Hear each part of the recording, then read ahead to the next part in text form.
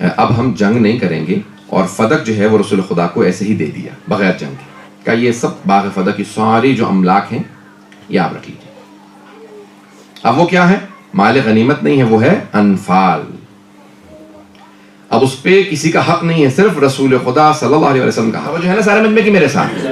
تو عزیزان گرامی، جناب امیر علیہ السلام نے اس وقت جو ہے وہ جب دیکھا کہ باغ فدق جناب ختنی مرتبت کو دے دیا گیا ہے، تو جناب ختنی مرتبت نے اس آیت کے نزول پہ، اس آیت کے نازل ہونے پہ کہ وَآتِ ذِی الْقُرْبَىٰ حَقَّهُ، اور اپنے قرابت داروں کو ان کا حق ادا کر دیجیے، تو انفال تھا باغ فدق، تو آپ نے فوراً وہ جناب سیدہ کو اپنی زندگی میں دے دیا، اور اس کا بہرحال بہت بڑا بجٹ تھا، بہت بڑا باغ ہے، ابھی بھی باغ کے آثار باقی ہیں، اور اس پورے باغ سے جو جنگوں کا خرچہ تھا جو چلتا تھا، بے انتہا فقراء کی مدد کرتے تھے جناب امیر جناب سیدہ۔ جناب سیدہ نے جناب امیر سے کہا کہ وہاں پہ میری طرف سے نوکر چاکر وہاں پہ رکھ دیجئے جو اس کی باغ کی دیکھ بھال کرتے رہیں، اور اس کے بہرحال کام باقی بہت زیادہ ہوتے ہیں۔ تو عزیزان گرامی، وہاں پہ مولا نے اپنے ملازم رکھے، کام ہونے لگا، وقت گزرتا رہا، جناب ختنی مرتبت کا 11 ہجری میں وصال ہوا، اور اس کے بعد اب پھر باغ فدق کا مسئلہ فوراً چھڑا۔ جیسے ہی صحیح بخاری کے اندر الفاظ یہ ہیں کہ جیسے ہی جناب ختنی مرتبت کے بعد خلافت پہلے خلیفہ کے ہاتھوں میں چلی گئی، تو اس نے فوراً وہاں سے کہا کہ باغ فدق سے ملازمین کو ہٹا دیا جائے، جناب امیر علیہ السلام کے، میرے جو کارندے ہیں وہ وہاں چلے جائیں اور وہاں پہ وہ کام کریں اور اس کے اوپر قبضہ کر لیں، اور آئندہ جو بھی اس کی انکم ہوگی، جو آمدن ہوگی اس کی، وہ حکومت کے کھاتے میں آئے گی، مجھے ملے گی، اور جناب امیر علیہ السلام کو جناب سیدہ کو محروم کر دیا جائے۔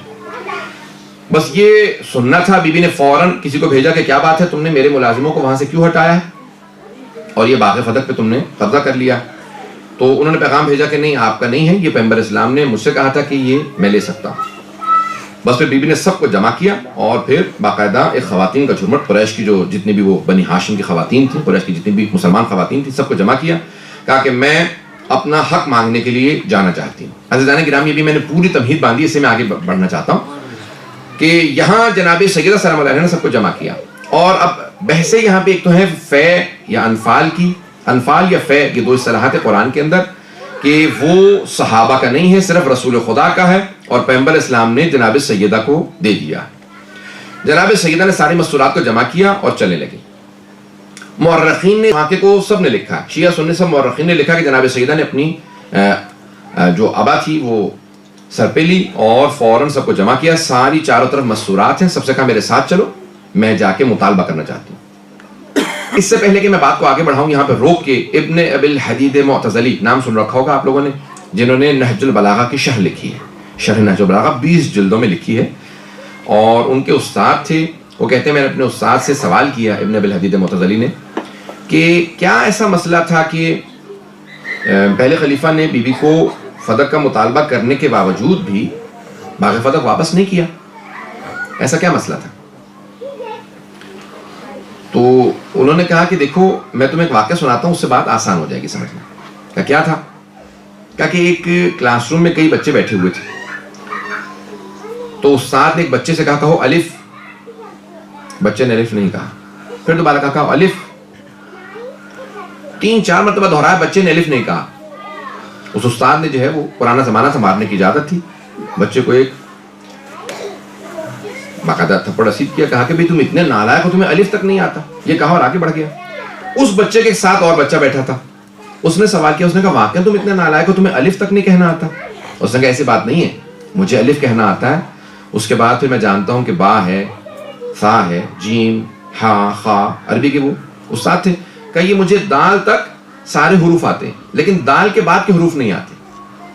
کہا تو تم نے الف کیوں نہیں کہا؟ کہا اگر میں الف کہہ دیتا تو وہ مجھے یہ تک لے کے جاتا، پتہ نہیں توجہ ہے یا نہیں، کہ اگر میں الف کہہ دیتا نا تو پھر مجھے یہ تک جانا پڑتا، لیکن میں نے کہا میں الف ہی کو نہیں مانوں گا تاکہ بے کی نوبت نہ آئے، نہ بے کی نوبت آئے گی، نہ یہ پھر یہ کی نوبت آئے گی، کہ میں الف پہ رک گیا۔ عزیزان گرامی، ابن ابی الحدید معتزلی کہتا ہے کہ اس کے استاد نے کہا کہ جناب سیدہ نے اگر مطالبہ کیا نا فدق کا، اور پہلا خلیفہ کہہ دیتا کہ ہاں میں مانتا ہوں یہ آپ کا ہے، ہم نے غصب کیا تھا، تو عزیزان گرامی وہ کہتا ہے کہ یہاں پہ بات رکنے والی نہیں تھی، یہ بات شروع یہاں سے ہو رہی تھی۔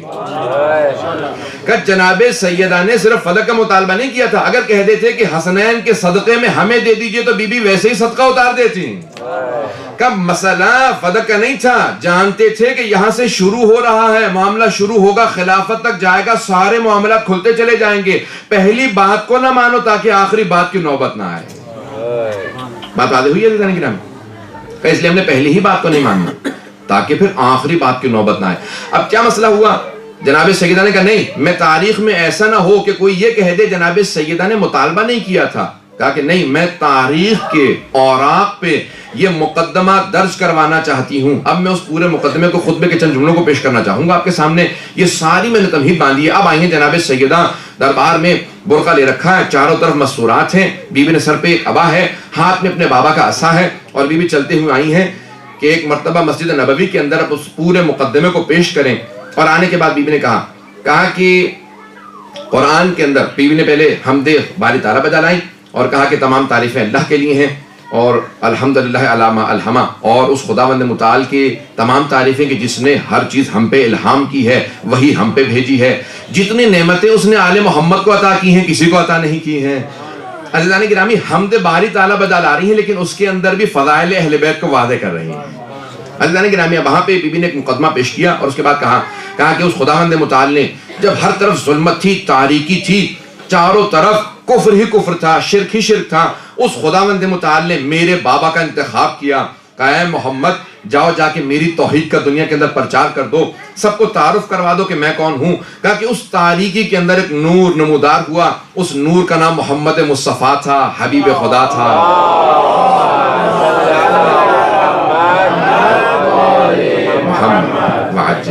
خطبہ سننے کے موڈ میں ہیں آپ لوگ عزیزان گرامی؟ بی بی نے اس خطبے کے جملوں کو شروع کیا اور کہا کہ دیکھو اے عربو، تم لوگ جانتے ہی نہیں تھے پاکیزگی کیا چیز ہے۔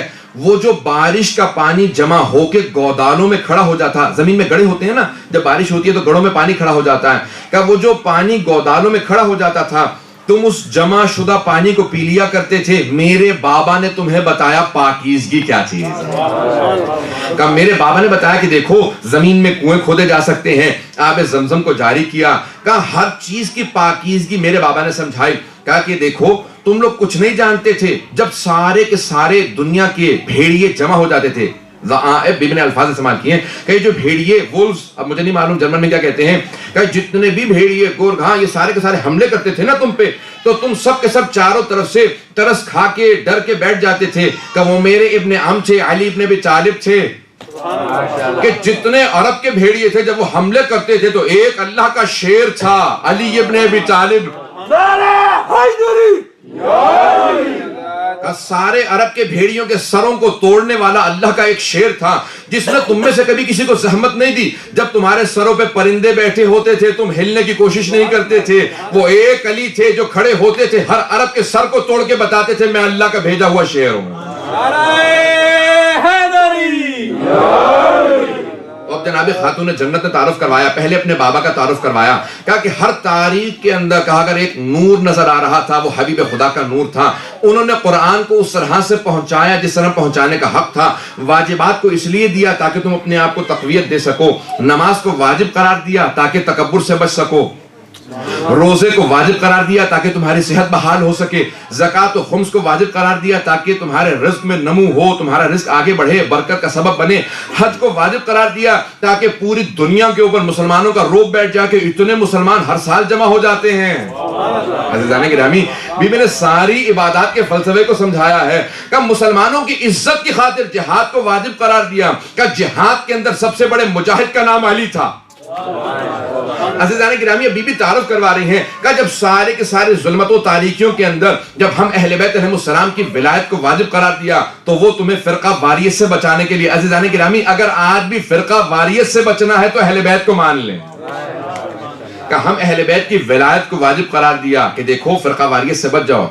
امان من الفرقہ، امان ہے، فرقہ یعنی تفرقے سے، فرقہ بازی سے، کہ فرقہ بازی سے بچانے کے لیے اللہ نے ہماری ولایت کو تم پہ واجب قرار دیا۔ عزیزان گرامی، اب بی بی نے خطبہ دینا شروع کیا اور پھر ایک مرتبہ بی بی نے مجمع کو خطاب جب کر رہی تھی، ہر مجمع کا آدمی بہت روب سے سن رہا تھا، سناٹا ایسا تھا کہ اگر کوئی سوئی گر جائے تو محسوس یہ ہو کہ یہاں پہ آواز آنے والی ہے. عزیزان گرامی جب بی بی چل رہی تھی نا تو زمین قدموں کے بوسے دے رہی تھی, آسمان سے لبیک کی آوازیں آ رہی تھی, سارا مجمع اس طرح سے چھٹ رہا تھا جیسے عصمت کبریٰ کا پیکر ہو. جیسے ہی جناب خاتون جنت مسجد نبوی میں آئے تو سارے مجمع پہ ایک روب طاری تھا, نگاہیں زمین پہ گڑی ہوئی تھی, محسوس یہ ہو رہا تھا میدان محشر میں اللہ نے بلوایا. عزیزان گرامی اس مقام پہ جناب خاتون جنت نے جب خطبہ دیا, اب ہر آدمی گواہی دے رہا تھا کہ آج ہمیں دوبارہ رسول خدا کی یاد تازہ ہو گئی ہے. جس طرح حبیب خدا خطبے دیتے تھے, آج خاتون جنت ویسا ہی خطبہ دے رہی ہیں.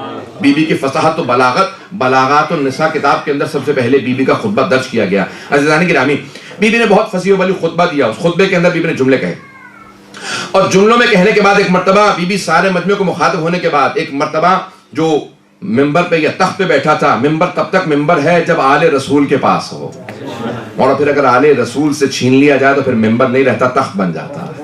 عزیزان گرامی بی بی نے فوراً تخت کی طرف رخ کیا اور ایک مرتبہ مخاطب ہوگا, یبن ابی قحافہ. عزیزان گرامی عجیب انداز ہے, 18 برس کا سن ہے بی بی کا, لیکن خطبے کا انداز یہ ہے کہ کائنات کی ملکہ کلام کر رہی ہے. کہ یبن ابی قحافہ, اے ابو قحافہ کے بیٹے, جیتا بشیء فریہ, کیا تو اسلام کے اندر نئی بدعت کو لے کے آیا ہے؟ کیا اترث ابوک ولا ارث ابی, کیا تو اپنے باپ کا وارث ہے, میں اپنے بابا کے وارث نہیں ہو سکتی؟ اللہ اکبر. بی بی کا کیسا انداز ہے. اور فوراً بی بی نے خطبہ شروع کیا. بی بی نے کہا دیکھ, ہر انسان اپنے ماں باپ کا وارث ہوتا ہے, کہ میں اپنے بابا کی وارث ہوں. تو بی بی نے میراث کا مقدمہ کیا. دوسرا بی بی نے انفال اور فے کا مقدمہ کیا. تیسرے بی بی نے خمس کا. کہا کہ کسی ایک کو بھی رد کرے تو باقی دونوں باتیں ہیں. عزیزان گرامی بی بی نے سارے کے سارے مقدمے دائر کر دیے. پتہ نہیں میں واضح کر پایا ہوں یا نہیں. کہ اگر خمس کو مانتا ہے تو میں رسول خدا کی قریبی ترین ہوں, قرابت دار ہوں.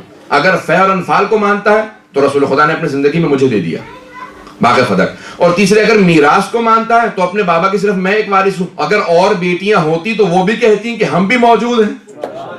عزیزان گرامی کسی اور کا نہ بولنا اس بات کی علامت ہے کہ جناب خاتون جنت صرف ایک ہی وارث تھی. صلوات پڑھیں محمد و آل محمد.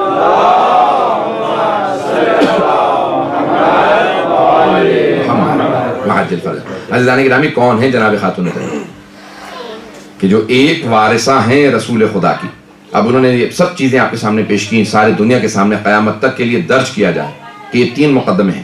اب فوراً اس نے کہا کہ نہیں,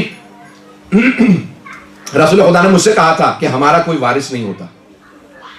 بی بی نے فوراً کہا اچھا, میرے بابا نے کہا تھا.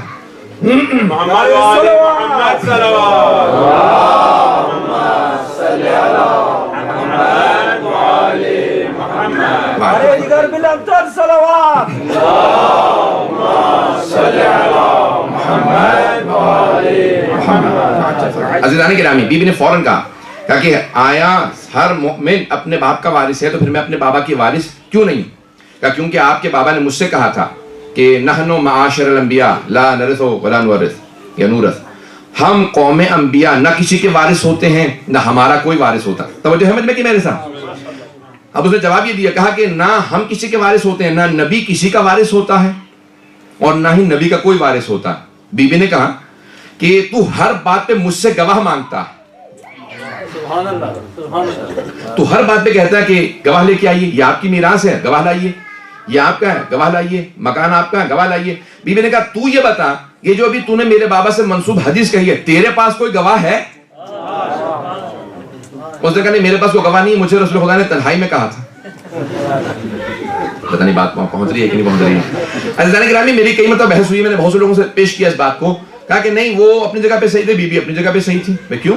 کہا بی بی اپنی میراث مانگ رہی تھی, ان کا حق بنتا تھا, اور وہ بھی صحیح تھے کیونکہ پیغمبر نے ان سے کہہ دیا تھا. عزیزان گرامی اگر معاذ اللہ پیغمبر نے کہا ہوتا تو ان سے کہنے کی کیا ضرورت تھی؟ بی بی سے کہہ دیتے میراث مت مانگنا, قیامت تک کے لیے سارے شیعہ پیچھے پڑے رہیں گے. پتہ نہیں بات واضح ہو رہی ہے یا نہیں ہو رہی؟ تو جس سے متعلق تھا ان کو بتا دیں آپ کی میراث نہیں ہے. یہ ہمسائے والوں کو بتانا میرے بچوں سے حق چھین لینا, یہ نہیں سوچتے کہ پیغمبر پہ حق جا رہا ہے, یہ کہنا کہ تم حق چھین لینا اور ان سے نہیں بتا رہے کہ حق مت مانگیے گا. تو کہا کہ نہیں, مجھ سے پیغمبر نے کہا تھا، بی بی نے کہا کوئی گواہ لے کیا. عزیزان گرامی اس نے کہا میرے پاس کوئی گواہ نہیں ہے. رسول خدا نے تنہائی میں کہا تھا. تو ایک خاتون بولی بابا جان تنہا نہیں تھے، میں بھی پردے میں بیٹھی ہوئی تھی، میں نے سنا تھا. عزیزان گرامی جس نے گواہی پیش کی، توجہ کیجیے گا، سارے مجمع کی توجہ ہو، جس نے گواہی پیش کی اسی نے کل اپنے باپ کے مرنے پہ کہا میرے بابا کو میرے گھر میں دفنا دو. کہا یہ رسول خدا کا گھر ہے، آپ کا نہیں. کہا میری میراث ہے.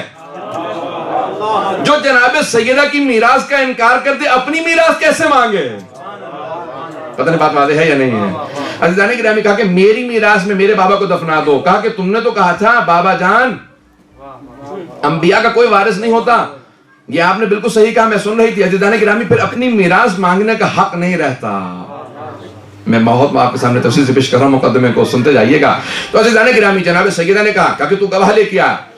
کہا کہ نہیں گواہ آپ لے کے آئیے کیونکہ باغ فدق آپ مجھ سے مانگ رہی. بی بی نے کہا میں مانگ نہیں رہی ہوں، باغ فدق میرے پاس تھا، تو نے میرے ملازموں کو ہٹایا. توجہ کیجئے گا عزیزان گرامی، پوری دنیا میں قانون ہے، اسلام سے لیا گیا، برطانیہ نے دیا ہے. دا لا آف پوزیشن اسے کہتے ہیں، قانون قاعدۃ الید عربی میں کہا جاتا ہے، یعنی قبضہ جسے کہتے ہیں کہ جو چیز جس کے قبضے میں ہوتی ہے وہ اسی کی ہے. یہ امامہ میرے سر پہ ہے.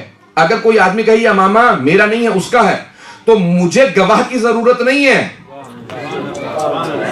جو آدمی میرے خلاف کہے گا نا یہ امامہ اس کا، وہ میرے خلاف گواہ لائے گا کہ امامہ اترواؤ یہ امامہ میرا. توجہ کیجئے گا عزیزان گرامی، اسے کہتے ہیں لا آف پوزیشن، جو چیز جس کے پاس ہے اسی کی ہے. دوسرا جو مقدمہ دائر کرے گا وہ گواہ لے کے آئے. بی بی نے کہا میرے نوکر ملازم وہاں کام کرتے ہیں، اگر تو کہتا کہ تیرا ہے تو تو گواہ لے کے آ، مجھ سے کیوں گواہ مانگتا ہے؟ اب تک ہمارے وہاں پہ نوکر کام کرتے رہے، 4 سال سے لوگ کام کر رہے ہیں، تو آج کہہ رہا کہ تیرا، تو تو گواہ لے کے آ. توجہ کیجئے عزیزان گرامی. تو اسے کہا نہیں میرے پاس گواہ نہیں، ہم نے قبضہ کر لیا، اب آپ گواہ پیش کیجئے. بی بی نے کہا کہ میں قرآن سے، میں تو بتا رہی ہوں کہ میں قرآن کے اندر آیا کہ اولو الارحام بعضهم بعض، یہ جتنے بھی رحم والے ہیں یعنی جتنے بھی خونی رشتہ دار ہیں وہ وارث ہوتے ہیں. کہ قرآن کی آیت ہے، میں قرآن سے تجھے دلیل پیش کر رہی ہوں. کہ نہیں لیکن حدیث موجود ہے رسول خدا کی کہ ہمارا کوئی وارث نہیں. بی بی نے کہا تو کیسا مسلمان ہے، میں آیت پیش کرتی ہوں تو اپنے پاس سے بنا کے حدیث لے آتا ہے. توجہ توجہ توجہ عزیزان گرامی، بی بی نے کہا میں آیت پیش کر رہی ہوں.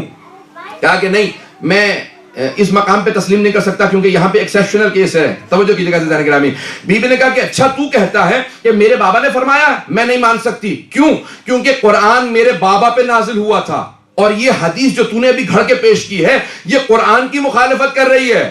توجہ توجہ توجہ، کہ قرآن کی مخالفت پیش کر رہی ہے. تو ایسا ہو ہی نہیں سکتا کہ میرے بابا قرآن کے برخلاف کوئی بات کہہ دیں. کہ میں تجھے قرآن سے آیات پیش کرتی ہوں جہاں وارث بھی نبی ہے، جس کا وارث ہے وہ بھی نبی ہے.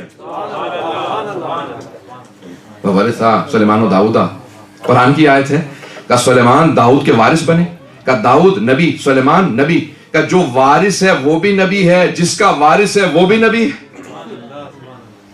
پتہ نہیں بات پہنچا پایا ہوں یا نہیں. جناب داؤد نبی ہیں، جناب سلیمان نبی، دونوں باپ بیٹا ہیں. جناب داؤد والد ہیں، جناب سلیمان بیٹے ہیں. کہ تو کہتا ہے انبیاء کا کوئی وارث نہیں، یہ قرآن کی آیت ہے. اب جیسے آپ خاموش ہے پورا مجمع خاموش تھا وہاں پہ. بیوی نے کہا دوسری آیت سن. جناب زکریا دعا مانگ رہے ہیں جناب یحییٰ کے لیے اور کہتے ہیں رب حبلی من لدنک، پروردگارہ اپنے پاس سے مجھے ایک وارث عنایت فرما، یرثنی و یرث من آل یعقوب. توجہ توجہ توجہ، کہا کہ پروردگارہ جو میرا بھی وارث ہو اور ساری آل یعقوب کا وارث ہو. جناب یعقوب نبی، جو جناب اسحاق کے بیٹے ہیں وہ نبی، جناب یعقوب، جناب یوسف نبی. کہ یہ سارے انبیاء تھے. یہ جناب یحییٰ ان کے بیٹے ہیں وہ بھی نبی، جناب زکریا نبی، جناب یعقوب نبی. کہ تو کہتا ہے انبیاء کا وارث نہیں، یہ سارے انبیاء کا وارث. اللہ نے گرامی اس نے کہا کہ نہیں کوئی اور دلیل پیش کیجیے. بی بی نے کہا اچھا اگر تجھے گواہ چاہیے تو میں گواہ لے کے آتی ہوں. کہ گواہ کون ہے آپ کا، گواہ لے کے آئیے. اب سارے خاموش ہو کر سر جھکانے لگے کہ کہیں ایسا نہ ہو ہمیں گواہ بنا دے. حکومت سے ٹکر لینا بہت مشکل کام ہے. عزیزان گرامی آج بھی لوگ کہتے ہیں کہ خاموش رہو، اپنے بچوں سے کہہ دیتے ہیں رشتہ داروں سے بیٹا خاموش رہو، حکومت کے خلاف مت بولنا، حکومت سے کون ٹکر لے گا. بی بی نے ایک مرتبہ اپنے سر کو اٹھایا کہ گواہ پیش کروں. کہ ہاں گواہ پیش کیجئے. کہ ام ایمن میری گواہ ہے.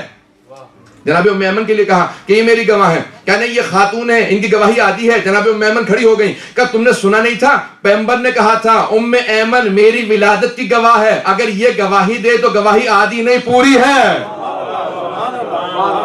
نعرہ صلوات، اللہم صلی علی محمد و آل محمد. بس یہ کہنا چاہا کہ نہیں مجھے تسلیم نہیں ہے. بی بی نے فوراً اشارہ کیا. بی بی نے کہا کہ دیکھ پھر میرے شوہر علی بن ابی طالب میرے گواہ ہیں. کہا نہیں شوہر کی گواہی بیوی کے حق میں قبول نہیں ہے. بی بی نے کہا تیرے پاس کوئی آیت یا حدیث ہے کہ شوہر کی گواہی قبول نہیں ہے؟ کہا شوہر کی گواہی کیوں قبول نہیں ہے؟ علی عادل ہیں مرد ہیں. کہا کہ نہیں یہ شوہر ہیں. کہا ٹھیک ہے حسنین میرے گواہ ہیں. کہا یہ نابالغ ہیں. کہا رسول خدا نے جوانان نے جنت کا سردار بناتے ہوئے یہ نہیں سوچا یہ نابالغ ہے.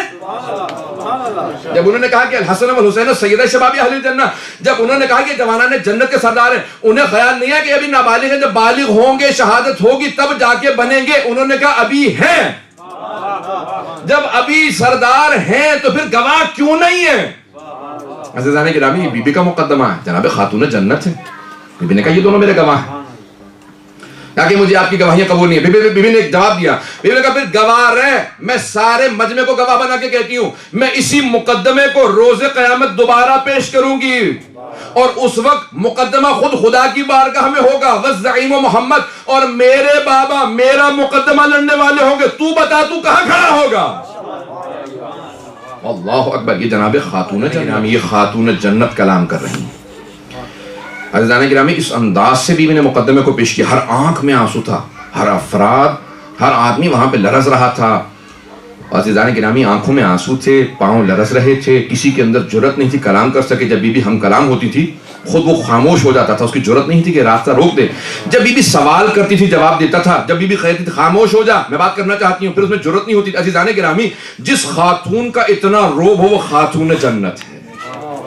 یہ سیدۃ النساء، یہ حوض کوثر کی وارث، سورہ کوثر کی مصداق ہے. عزیزان گرامی ایک روب تھا سارے مجمع پہ. بی بی نے ایک مرتبہ اپنی ابا کو اٹھایا اور خواتین سے آواز دی کہ واپس چلو مجھے گھر تک پہنچا دو. وہ جو چاروں طرف خواتین کھڑی تھی نا وہ سب رو رہی تھی. جب بی بی نے آواز دی نا کہ مجھے گھر لے چلو تو مورخین کہتے ہیں کہ مستورات بتا رہی تھی کہ بی بی کے دونوں ہاتھ مستورات کے کاندھوں پہ تھے اور پاؤں زمین پہ خط کھینچ رہے تھے.